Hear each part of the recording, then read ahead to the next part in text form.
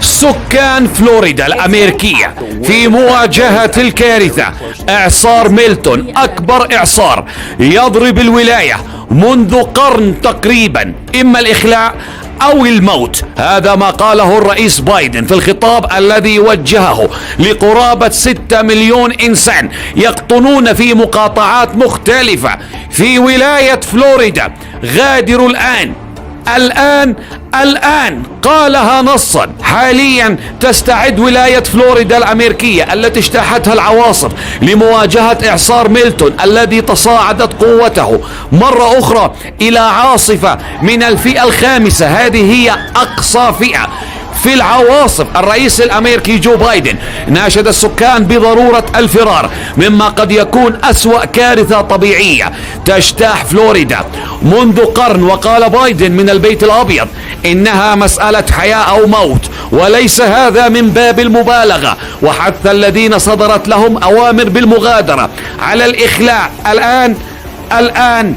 الآن فعليا 6 مليون يقومون بالفرار. الوقود انتهى في 17% من محطات وقود الولاية البالغ عددها 8000. هناك حالة اختناق مروري والعاصفة بدأت تصل إلى الولاية. هيئة الأرصاد الجوية الوطنية تحدثت إلى الأمريكيين حول ما يمكن توقعه قائلة إن ميلتون سيكون أسوأ عاصفة تؤثر على منطقة تامبا بفلوريدا منذ أكثر من 100 عام إذا استمرت على مسارها الحالي، ويخشى أن تشهد منطقة تامبا باي وهي مدينة كبيرة وميناء طبيعي على الساحل الغربي لفلوريدا تدفقا للمياه يصل ارتفاعه إلى 4.5 متر فوق سطح الأرض. حاكم فلوريدا رون دي سانتس قال إن ميناء تامبا لن يستقبل أي سفن، مضيفا أن العمليات جارية الآن لإزالة حطام هيلينا الذي ضرب الولاية الشهر الماضي، أي قبل أسبوعين من الآن.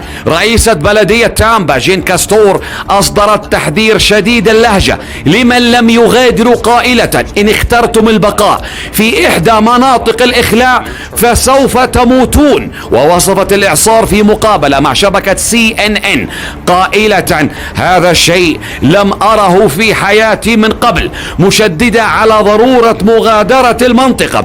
أما حاكم ولاية فلوريدا دي سانتس قال لن نتمكن من إعادة من تخلفوا، على الجميع المغادرة. هذا وقامت شركات الطيران برحلات إضافية من تامبا وأورلاندو وفورت مايرز وساراسوتا لإجلاء أكبر قدر ممكن، لأن الطرق السريعة مزدحمة ومغلقة بحركة الفارين. بالتأكيد أصاب السكان حالة من الهلع. تخيل أن يصدر أمر الإخلاء لقرابة 6 مليون إنسان بالإخلاء الفوري. فوضى عارمة. الإعصار هذا أمس نزل إلى المستوى الرابع، ولكنه عاد مرة أخرى بالصعود إلى المستوى الخامس. المستوى الخامس على معيار الأعاصير هو أعلى إعصار، أعلى مستوى، أقوى شيء يمكن أن تواجهه في عالم الأعاصير، دمار شامل. كما شهدت أنحاء فلوريدا استعدادات السكان على قدم وساق، حيث اصطفت عشرات الطوابير أمام منشأة رياضية في تامبا لجمع أكياس الرمل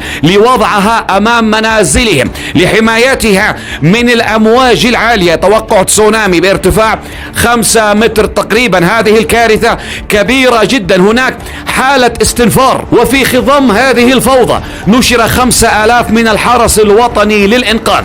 بايدن أطلق نداءات الإجلاء. أما ترامب فقال إنه تأثير الأعاصير على الانتخابات غير متوقع. يا جماعة الراجل هذا هايف والله، الناس في الناس وهو في خور راس. طبعا حتى الآن دفع الملايين من السكان إلى النزوح من منازلهم في الولاية. صحيفة نيويورك تايمز أكدت أن السلطات حثت أكثر من 5.5 مليون شخص على مغادرة الساحل الغربي لفلوريدا، وهي واحدة من أكبر عمليات الإجلاء في تاريخ الولاية. وقرر بعض الذين بقوا خلف العواصف السابقة المغادرة. هذه المرة العواصف الماضية كان الكثير من الناس لا يغادرون. هذه المرة الجميع وضع ديله بين أسنانه وفر من العاصفة. إذن هذه كارثة كبيرة جدا يا أصدقائي. بالفعل هذه أكبر كارثة طبيعية تضرب فلوريدا منذ قرن تقريبا. الأحداث تتطور بشكل سريع هناك. العاصفة هي بدأت الآن، بدأت تصل وقد تستمر حتى ساعات مبكرة من الصباح. كيف ستكون النتائج هنتابع إن شاء الله ونعود لكم في تغطية الأضرار ما بعد فترة هذا الإعصار. نتمنى السلامة لكل المدنيين في كل مكان في العالم. وحتى أراكم في حلقة أخرى لا تنسوا الاشتراك في القناة، فعلوا زر الجرس، اضغطوا لنا زر الإعجاب، ارفعوا لنا انتشار هذه الحلقة. بارك الله فيكم وحتى أراكم في حلقة أخرى. هذه لكم مني تحية، أنا أيمن القاسمي. دمتم بود وسالمين جميعا.